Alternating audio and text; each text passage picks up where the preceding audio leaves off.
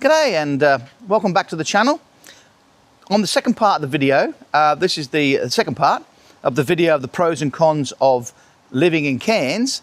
What we're going to do today is, well now, is look at the cons of living in Cairns. We saw the pros, and as I said in the last video, the cons and the pros really are from the same four areas, except for one of the areas that's slightly different. So let's have a look. We've got the areas of weather, lifestyle, nature, and then there's an extra one different one for the cons. So what we'll do is we'll go through them, and you can see, as I said before, the pros and the cons. In my opinion, the pros far outweigh the cons, by a factor of 10, I think. The only one problem that I have is the rainy season. After about 3 weeks of rain, I've had enough, you know. But you got the rest of the year. The other, what is it, 49 days, 48 weeks rather, 49 weeks. So you've got plenty of time to get over it. Okay, so let's do it. Okay, so let's look at the cons, or let's say the bad side of living in Cairns. As I said in the beginning, the negative sides of living here are pretty much in the same categories as the positive sides for living here. It's just the downside of the good side, if you know what I mean. The good side, in my opinion, outweighs the bad side tenfold. I love living here. I can't say enough good things about the place. In fact, I think it's paradise, really. We live in paradise. Some people find the negatives a bit hard to take, though, and they start dwelling on it, and some people end up leaving. Although I would say 9 out of 10 people, or 8 out of 10 people, will stay here because it's just a fantastic place. It's just paradise. Paradise. I meet lots of backpackers or holiday visa holders who come up here for work, and they find it very sad to leave if they have to leave. In fact, if they come up here first, when they first get to Australia, then they don't want to leave because the lifestyle is so good up here. It's so chilled out, so laid back. It's great. Okay, so let's get into it then. Enough waffle, as I said before. Okay, so some of the cons, and we'll start off with lifestyle. Now, what people think is good is actually sometimes bad. Now, the lifestyle up here is outdoors. The weather's great. It's a real holiday vibe. And as you know, when you go on holiday, you tend to eat too much and drink too much. So you can fall into a trap of eating too much and drinking too much all of the time up here, especially the drinking. So you have to be very careful that you bring in some fitness into your life, because you can end up drinking a lot. Same thing happens in Darwin as well, because of the weather. I mean, the weather's humid. You always feel thirsty. You never seem to be able to drink enough. And if you happen to like beer and wine, you will tend to drink in excess if you're not careful, because of the holiday vibe and also because of the weather. So that can be a problem. So that part of the lifestyle, the relaxed lifestyle, and the eating and drinking can be a bit of a problem. The relaxed lifestyle, I've said previously that the relaxed lifestyle is good, and it is, but it does have some negative aspects to it as well. I originally came to Cairns from Abu Dhabi, and Abu Dhabi in the UAE, United Arab Emirates, is a very fast pace, very full on. So coming to Cairns, I found it incredibly difficult to slow down. When I had to do something, I generally did it straight away, and if I asked somebody to do something, then I sort of expected, this is when I was at work, I sort of expected that it to be done, you know, within days, you know. But up here it's a bit more laid back, and you know, when you ask people to do things, it can take them several weeks. because of the laid-back lifestyle. They tend to take things at a bit slower pace up here, should we say. The other thing is, you know, it's so many things to do up here. I mean, if you happen to have a boat and it's a nice day, why wouldn't you take the day off and go out on the ocean and fishing? People love fishing up here. It's a boating, camping, fishing sort of place. But when you're trying to run a business or get things done, it can be a bit of a headache and cause a fair bit of stress. Also, you have a similar sort of thing trying to get trade people up to fix things like getting an electrician in or a plumber in. That can take a lot longer than it does in a capital city. Again, because of the lifestyle, but also because there is a shortage of tradies up here.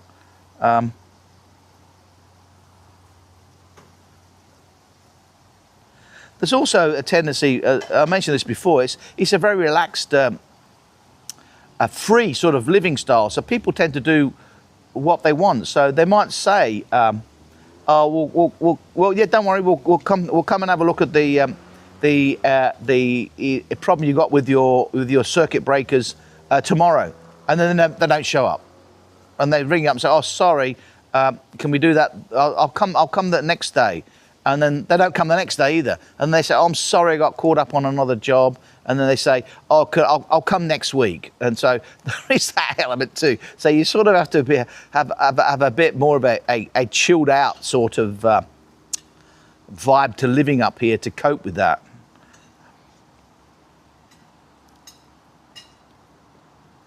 And the other thing with the lifestyle up here, because it is a tourist destination, it tends to be more of a one-trick pony in the sense that it's pretty much hospitality up here. Education and hospitality, especially hospitality. Heavy industry and things like that tends to be in very short supply. So you're going to end up having jobs in hospitality or education if you come to live here. And if, like me, you come for a specific job and you lose that job, then there won't be another one here. You'll have to leave and go interstate or down to Brisbane or overseas. You just that's the risk you take. So if you come up here and you lose your job or you resign from your job, then you'll have to leave the area probably and go back to the capital city or overseas, because there won't be those jobs here unless you happen to be in hospitality. Nature. Again, nature is a blessing, but it's also, for some people, a bit of a curse, because of the weather, we seem to have a lot of nature. And nature also involves the animals that you perhaps don't like, as well as the animals that you do like.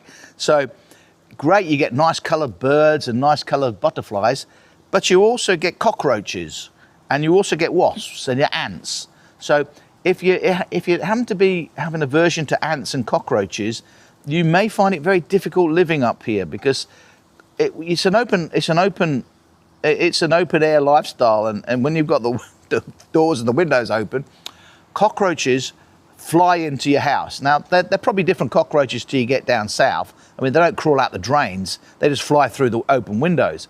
But you still see them in the morning dead, because there's nothing for them to eat in your house probably. So they'll be dead the next morning, and some people don't like that. Ants everywhere up here. I have to seal everything in plastic bags. Those Ziploc bags you get from Coles and Woolies, because they get in everywhere, and they even get in through the unopened plastic bags that you buy. So if you've got a packet of biscuits, they somehow, these little like sugar ants get into those packaging. So yeah, ants are a bit of a nightmare and drive you a bit nuts sometimes. The other thing we get a lot of is the same as similar to Southeast Asia. We get geckos. We have geckos everywhere. Geckos, you can hear them calling out, and they sound like a gecko, like gecko, gecko sort of sound. They are everywhere, and they leave this white and black poo everywhere. Oh. Yes. The other thing we get a lot of is we have a lot of venomous snakes up here. We've probably got the world's #1 and 2 venomous snake up here. That is your taipan and also your eastern brown snake. But we also get pythons, and these pythons are huge. I could put a photo of a python. I came out to clean the table out here one night, and there was a amethystine python doing something on the table out here. So if I can find the photo, I might put it on at the end of this video for you to have a look at.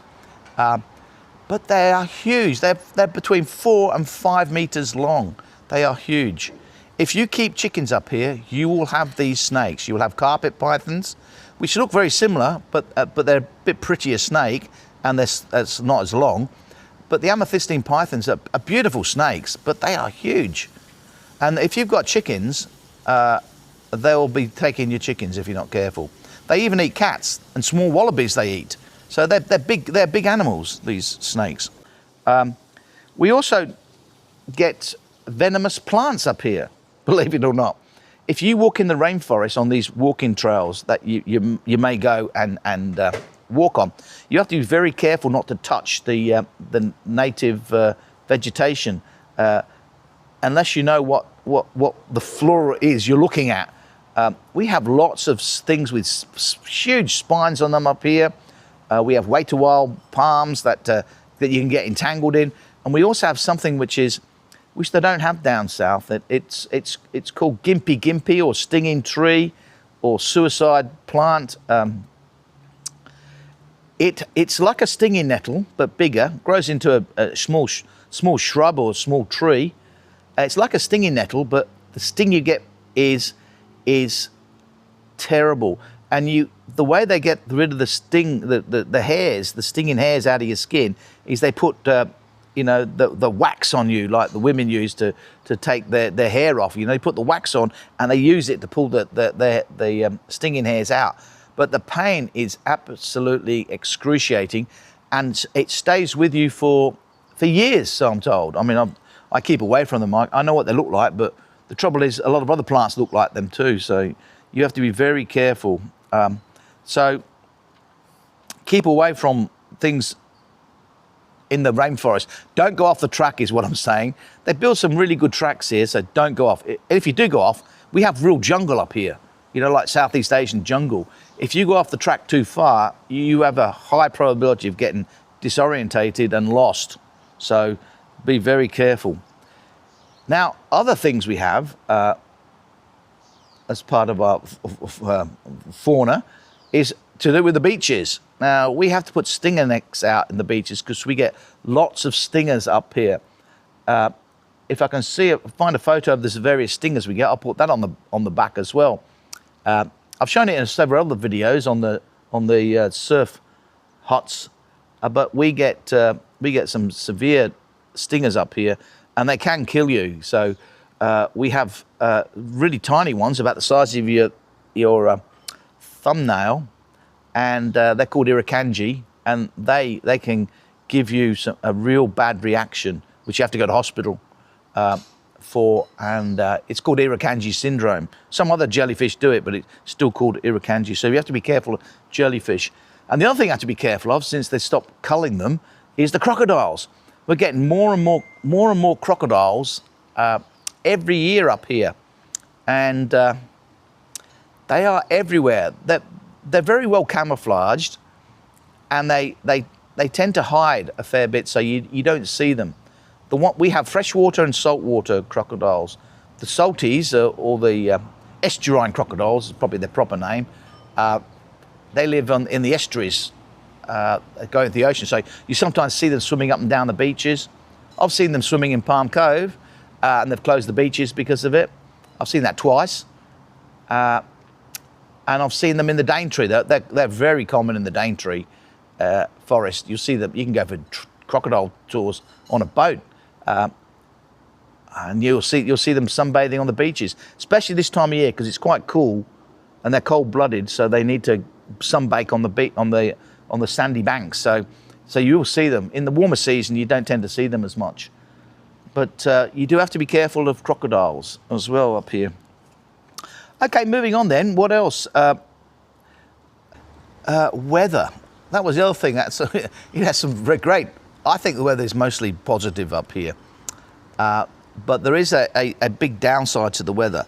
And that one downside is the wet season.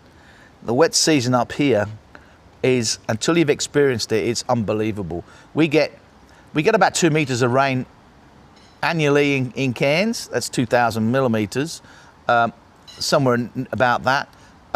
Some years it could be 1,800, some years it could be 2,100. I actually record the rain in my rain gauge.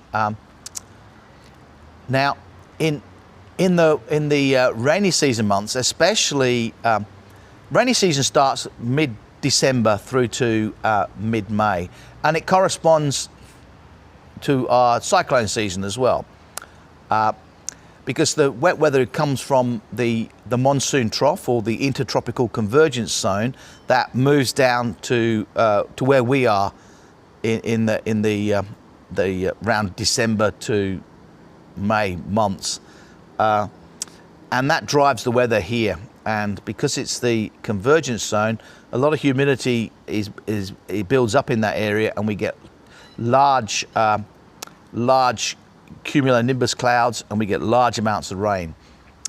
It doesn't actually feel like we get any more rain than sometimes you get in Melbourne or Sydney, but the raindrops are just so much bigger. So if you're out in it for 30 seconds, you are drenched. But the good thing is it's in the summer season, so it's warm. So there's no, you get hot, but it's warm.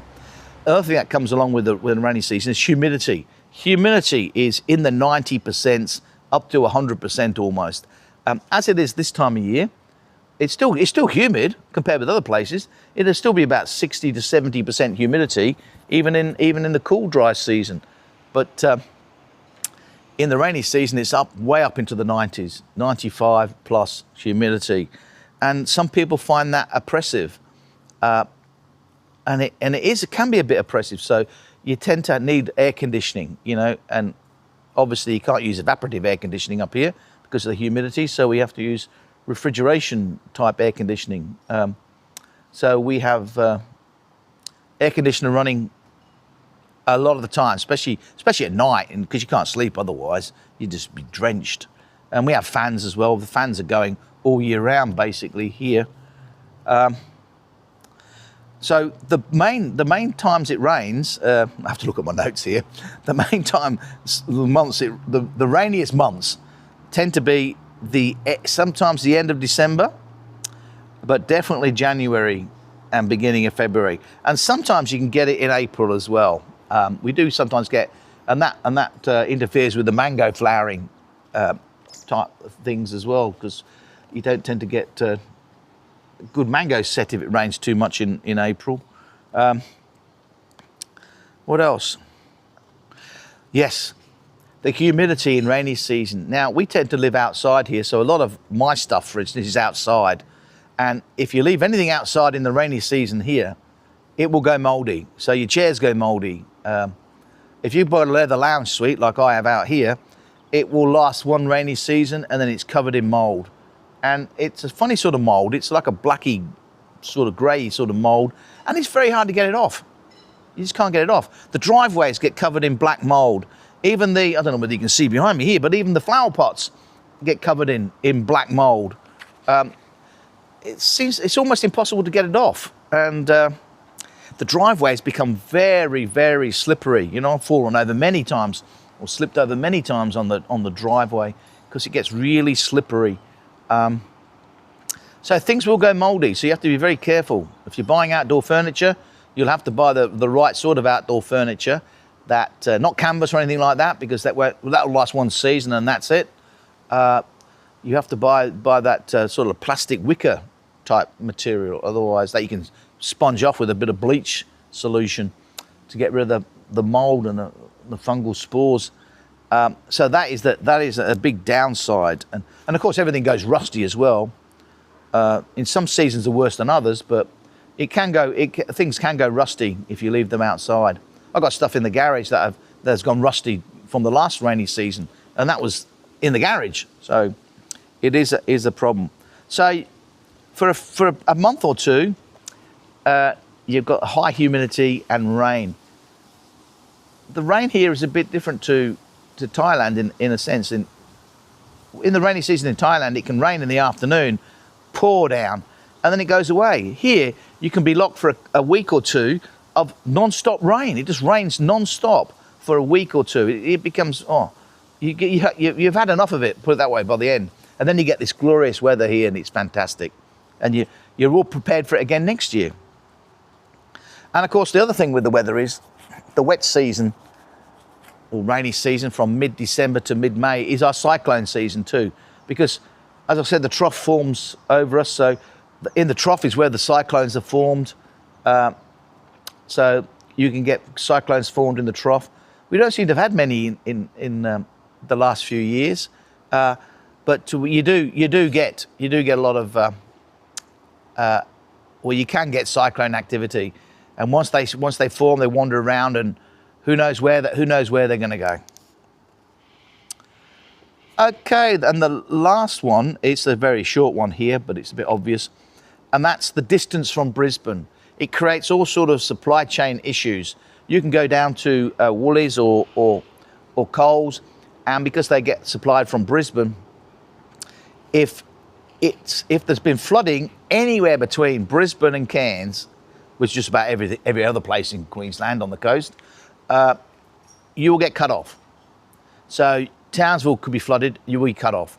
Cardwell could be flooded, you're cut off. Mackay could be flooded, you're cut off. Which means that they can't get their supplies up here on the truck. And we've had it for where we've been cut off for weeks and weeks at a time. Last year was like that. And there's nothing in the shops. Absolutely nothing. The shelves are bare. There's nothing there. They even have to instigate a situation where they freight them in on containers up to the wharf here. So yeah, it can be quite bad with the supply chain issues. That's one of the things that you have to understand. We live at the end of the supply chain. It looks like it's a very nice place. It's a touristy place, but it is the frontier, really. The next stop is Cooktown, which is very small, and the next stop is Papua New Guinea, Port Moresby. So yeah, we are on the end of the line, and because of that, we suffer, and also suffer for. I mean, if you get somebody in to fix, let's say something goes wrong with an element or something in your oven, you get somebody to fix it. Oh, sorry, we don't have any of those in stock. We'll have to order them from Brisbane. And of course, you're waiting, 2 or 3 days to get things up here. You want some strange medication. That's good. Strange is not the word. If you want some rare medication or something from the pharmacy, they'll have to order it in from Brisbane. So you'll be waiting a few days for that to come in. But you get used to it. You get used to it. You plan around it. If you know that things are going to take 2 days, then you plan for things to take 2 days. It's not like in the capital city where you expect to go down the shop and buy it straight away. You just can't do that up here. So that's basically it. So in my opinion, I think the pros far outweigh the cons. And I love living up here. It is paradise. But you have to take the bad with the good. A little bit of bad with an extreme amount of good, and most of the bad bits are caused by an oversupply of the good bits. So yeah, take that on mind. And I'll put some photos up if I can find them of the snakes and things that I'm talking about. Okay, so watch to the end. Okay, take care. Like, subscribe, hit the notification, and I'll see you next time. Bye-bye.